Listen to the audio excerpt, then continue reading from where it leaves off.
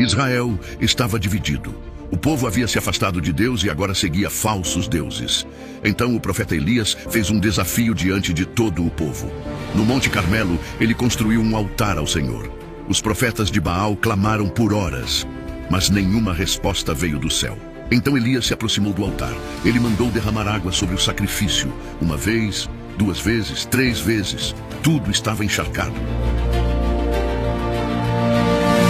Então o profeta levantou sua voz e orou: Senhor, Deus de Abraão, de Isaque e de Israel, responde hoje para que este povo saiba que Tu és Deus.